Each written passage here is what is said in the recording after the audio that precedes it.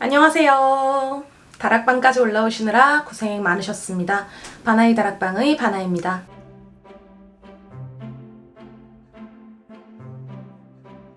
네, 여러분 한 주간 잘 지내셨나요? 너무 무덥고요. 습했던 한 주였죠. 그만큼 책 읽기가 많이 힘들었던 한 주였습니다.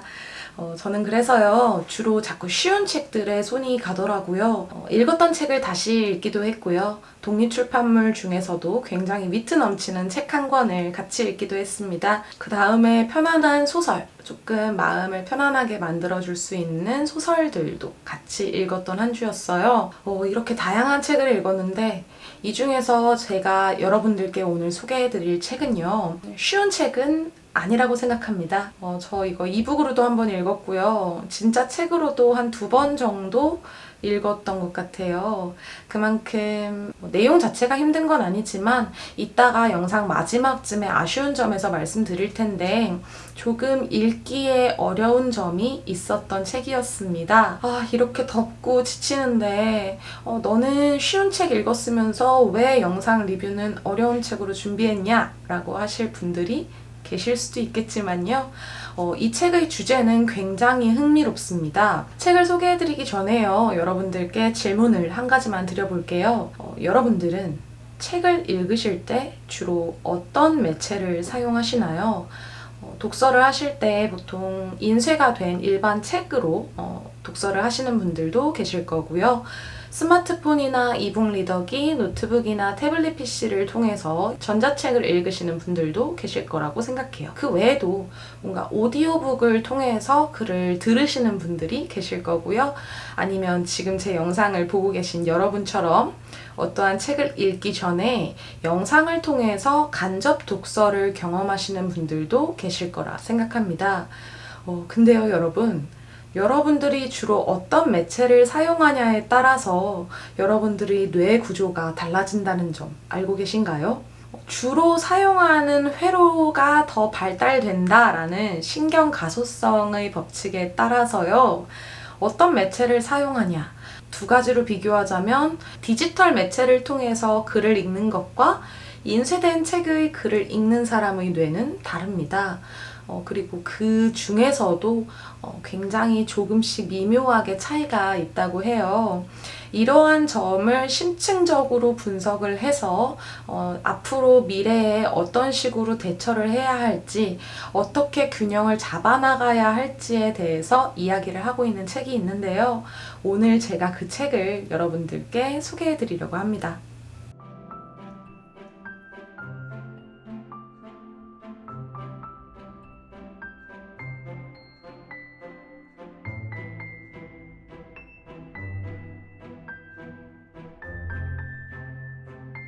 네, 그러면 당연히 책 소개가 들어가기 전에 이 책을 지은 메리언 울프 작가님은 어떤 분이신지 알고 가야겠죠?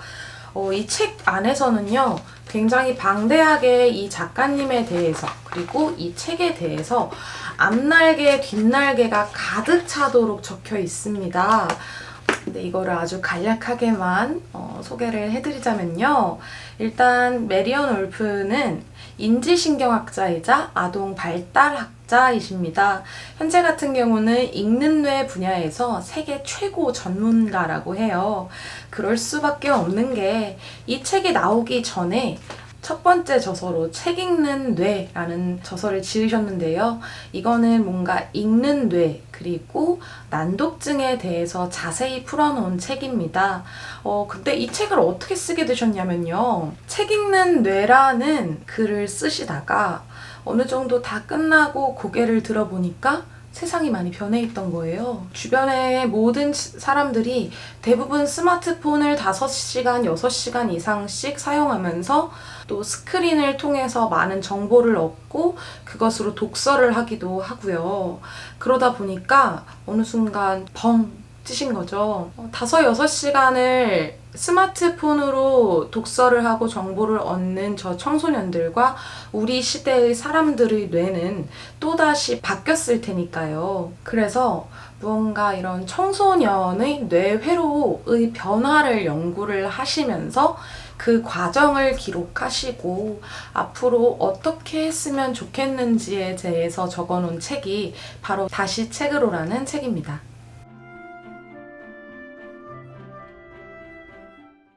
네, 그러면 이제 본격적으로 목차를 통해서 전체 책 내용을 간략히 한번 소개해 드릴게요. 목차는 총 9개로 구성되어 있습니다. 첫 번째 챕터의 제목은 읽기, 정신의 카나리아라는 제목으로 구성이 되어 있는데요. 여기서 카나리아라는 것은요, 옛날 탄광에 유독가스가 나오는지 안 나오는지 확인을 시키기 위해서 카나리아를 들여보냈다고 해요. 현재에서는 그러니까 어떠한 징조가 나타날지 안 나타날지 미리 알 수 있도록 무언가 표현해 주는 것, 알려주는 것을 카나리아라고 말한다고 합니다. 그 카나리아라는 뜻처럼요, 작가가 이 책에서 어떠한 구성으로 책을 써 내려갈 것인지에 대해서 간략하게 설명하고 있는 부분이라고 할 수 있어요.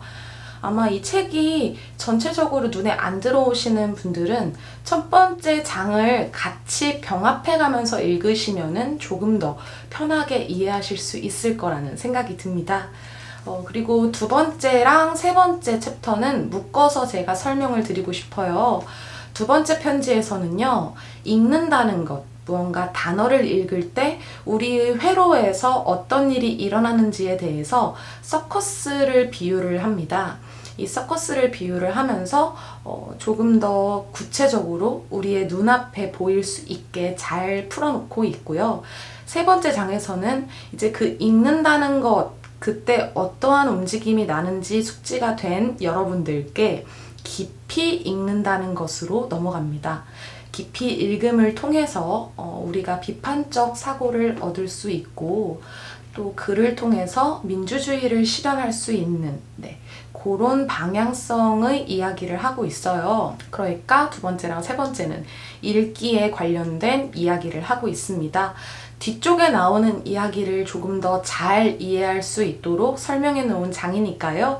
조금 꼼꼼하게 읽으시면 뒷부분 수월하게 읽으실 수 있을 거예요. 그리고 이제 네 번째 편지에서는 드디어 디지털화에 대해서 이야기가 나옵니다. 디지털화된 요즘 사회에서 깊이 읽기가 얼마나 퇴화되었는지에 대해서 말을 하고 있고요.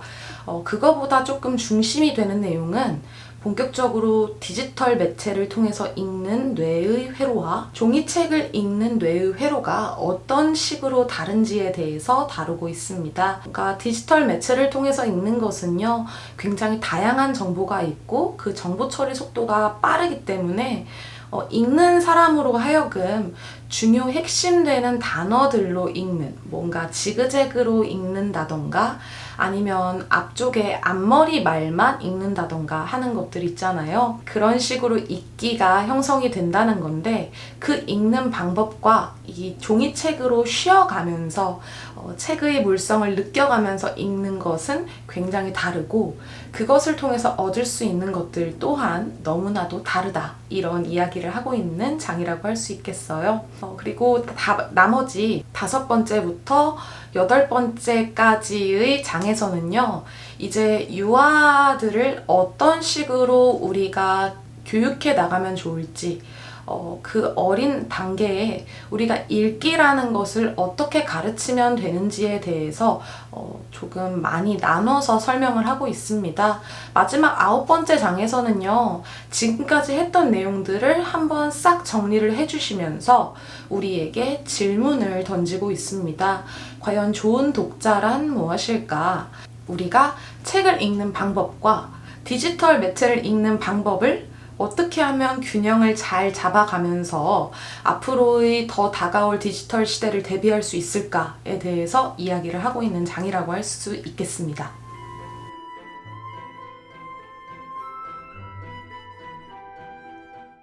네, 이렇게 목차로만 간단하게 설명을 해드리니까 굉장히 조금 쉽게 느껴지셨나요?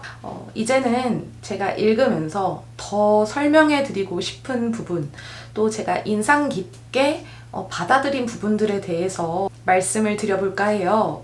첫 번째로는 우리가 읽는다는 것이 당연한 것이 아니라는 겁니다. 우리가 습득한 능력이라는 거죠. 그러니까 그 말은 언제든지 퇴화할 수 있고 노력하면 나아질 수 있는 것이라는 겁니다. 좀 많이 놀랐어요. 읽는다는 것, 단어를 읽고 책을 읽는다는 것이 너무나도 당연하게 받아들여졌는데 이게 당연한 게 아니라는 점이 놀라웠습니다. 그리고 책을 천천히 읽어보면 또 그런 것 같긴 하더라고요. 무언가를 읽는다는 것, 그리고 그 단어 자체를 읽는 것이 아니라 한 텍스트 내에서 숨겨진 의미를 찾아내고 또 내가 그것에 대해서 생각을 할 수 있다는 것은 어떻게 보면 반복적으로 훈련이 돼야 하고요. 또 배우고자 하는 사람의 의지도 굉장히 필요한 일이구나 라는 생각이 들면서 가장 인상이 깊었었고요. 두 번째로는 스크린으로 읽는 방법과 책으로 읽는 방법이 굉장히 다르다는 점이었습니다. 이게 인식은 하고 있었던 것 같아요. 근데 이게 책으로 제가 직접 이런 연구 결과가 있습니다라는 거를 딱 들어버리니까 내가 느꼈던 게 틀린 게 아니었구나 라는 걸 느꼈어요. 왜냐하면 저는 이제 이북 리더기를 사고 이걸로도 책을 읽기도 하는데요. 이걸 읽으면 자꾸만 책을 사게 되는 거예요. 그러니까 돈이 이중으로 든다고 해야 할까요? 이게 왜일까 봤더니 제가 이렇게 리더기로 읽는다던가 무언가 핸드폰으로 읽게 되는 것에 대해서는 집중을 잘 못하더라고요. 나중에 시간이 지났을 때 내가 이 책을 읽었었지? 라는 생각조차도 안 들게 돼서 나는 참 기계랑은 먼 사람이구나. 나는 종이책에 훨씬 더 맞는 사람이구나 라는 걸 느꼈었는데 이 책에서는 다름에 있어서 특징을 하나 설명을 하고 있어요. 바로 책의 물성입니다. 이 책 같은 경우는요, 표지가 너무 부들부들거려요. 책을 펼치는 동안 손끝에서 닿는 감촉이 너무나도 좋았고요. 그리고 이렇게 무언가 제가 책을 손에 잡은 상태로 읽으면 어디에서 읽었는지 그리고 어떻게 생긴 책을 읽었었는지가 다 기억이 나잖아요. 그래서인지 종이로 읽은 책은 훨씬 더 기억에 잘 남고요. 그리고 이 안에 바로바로 메모도 할 수 있고 밑줄도 칠 수 있기 때문에 훨씬 더 기억에 남는 것 같습니다. 그리고 그 외로 또 다르게 읽는 방식이 다르다는 것 중에 하나는요. 이 책은 멈춰가면서 읽을 수 있다는 거였어요. 물론 정말 그냥 책 자체를 이렇게 리더기로 읽으시는 분들이라면 당연히 멈춰가면서 읽으실 수 있겠죠. 근데 제가 이거 후기에서도 말씀드렸다시피 보고 싶은 부분을 바로바로 딱딱 찾아서 보기가 너무나도 불편합니다. 하지만 이 책은 제가 표시만 해뒀다면은 읽다가 금방 뒤로 돌아가서 읽을 수 있고요. 다시 제가 읽었던 부분을 읽을 수도 있잖아요. 그래서 이렇게 종이책을 읽을 때는 조금 더 순서 배열을 정확하게 할 수 있고 세부적인 것들을 잘 기억할 수 있다고 해요. 굉장히 많이 다른 점이 있는데 이런 면에서 조금 신기했던 것 같습니다. 그리고 디지털 매체를 통해서 읽는 방법이 제가 수능 공부할 때 비문학 지문을 풀던 스킬이랑 너무나도 비슷해서 더더욱 재미있었던 것 같아요. 네, 그 다음은요. 이건 호불호가 조금 나뉘실지도 몰라요. 근데 저는 이 책이 전체적으로 편지 형식을 띠고 있습니다.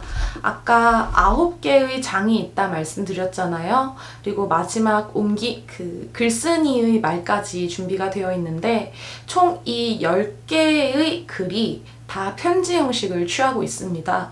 저는 이 편지 형식 덕분에 조금씩 더 쉬어가면서 더 생각해가면서 읽을 수 있었던 것 같아요. 작가님이 앞쪽에 표현을 해두셨습니다. 왜 편지글 형식을 택했는지 적어 놓으셨어요.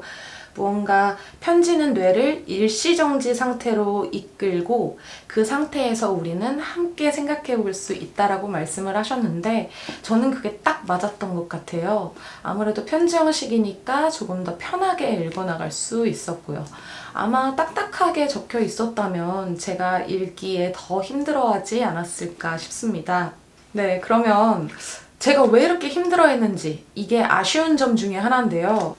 이게 번역상의 문제인지는 모르겠지만 중간중간에 괄호가 너무나도 방대하게 들어가 있습니다. 읽는 그 문장 한 문장 안에 괄호가 막 3, 4개씩 들어가 있는 경우도 있고요. 그리고 단락단락이 나뉘어 있는데 그 단락 자체도 조금 불분명하게 나뉘어져 있어서 좀 매끄럽게 읽기에는 힘들지 않았나라는 생각을 해요. 그래서 저는 처음에 읽을 때는 그 괄호 자체를 아예 지워버리고 읽는 방식을 택했습니다. 혹시 읽어보시는 분이 계신다면은 제가 앞쪽에서 말씀드렸던 방법들 참고하시면서 그래도 이해가 안 간다 싶으면 한번 괄호를 과감하게 없애고 읽어보세요. 그러면 조금 더 이해하기 편하실 것 같습니다.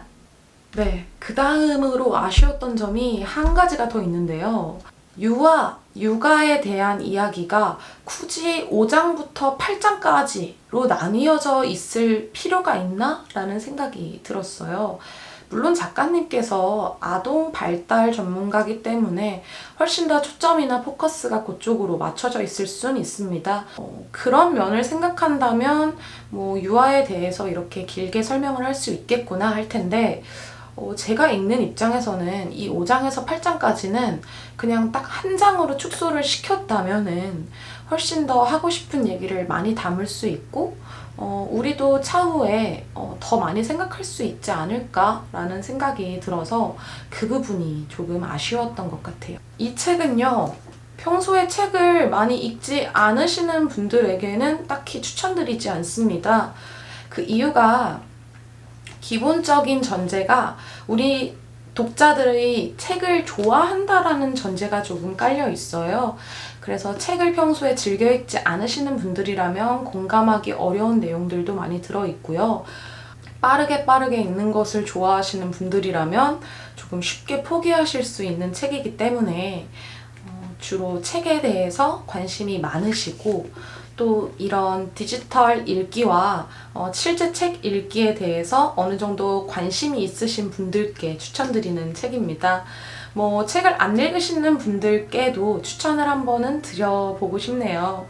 아마 완독을 하고 나시면 굉장한 뿌듯함과 함께 다른 어떠한 책도 읽을 수 있을 거야. 또는 무언가 다른 책들을 통해서 이 안에서 나오는 그런 고유, 내 속 안의 고요를 한번 느껴보고 싶은 마음이 생기실지도 모르니까요. 오늘 영상은 여기까지 할 거고요. 영상 즐거우셨거나 유익하셨다면 좋아요와 구독도 한 번씩 부탁드리겠습니다.